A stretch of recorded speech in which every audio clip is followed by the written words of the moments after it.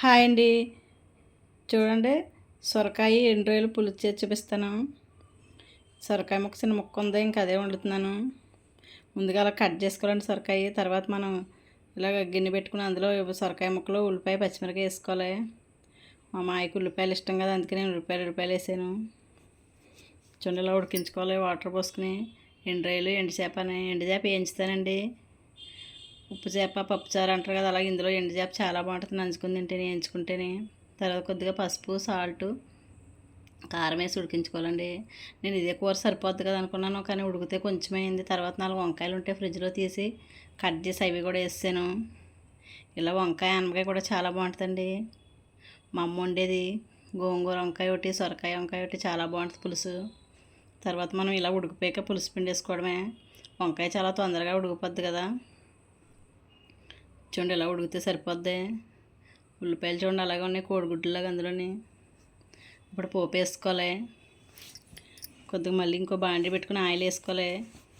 తర్వాత ఆవాలు, జీలకర్ర, మెంతులు వేసానండి, ఎల్లుల్లిపాయని. ఈ మెంతులు వేసిన వల్ల ముందు వేసాను పోపు. తర్వాత ఏమో కడిగి పెట్టుకున్న రొయ్యలు వేసుకోవాలి. శుభ్రం కడిగి పెట్టుకున్న రొయ్యలండి నీట్గాని. చూడండి, ఇవన్నీ మంచిగా వేయించుకోవాలి, లేకపోతే పచ్చివాసన వస్తాయి. తర్వాత కొద్దిగా కరివేపాకు, ఎండుమిరపకాయ కూడా వేసి వేయించుకోవాలి.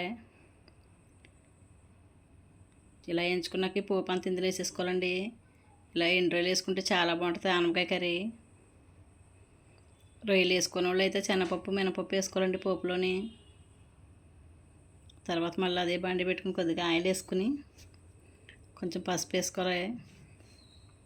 పసుపు వేసుకుంటే ఎండు చేప అంటుకోకుండా ఉంటుంది. ఈ ఎండు చేప ముక్కలు మా చెల్లికి ఎవరు ఇచ్చారంటే, మా చెల్లి నాకు ఇచ్చింది. నాకు చాలా ఇష్టం ఎండు చేప అంటేనే. ఈ పచ్చిదైతే సావడం నేను అసలు తినలేను, ఎండుదైతే బాగుంటుందండి వేయించుకుంటేనే. మేము చిన్నప్పుడైతే మా నాన్నమ్మ పప్పుచారు కాసిన, ఆనపకాయ కూర ఉన్న పొయ్యిలు వేసి కాల్చేసుకునేది ఎండు చేప. కానీ నాకు ఇలా వేయించుకుంటే ఇష్టం.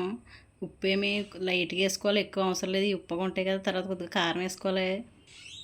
ఇలా వేయించుకుంటే చాలా బాగుంటాయి. మా చిన్నోడికి, మా మామయ్యకి కూడా చాలా ఇష్టం. నచ్చితే ఒకసారి ట్రై చేయండి మీరు కూడా.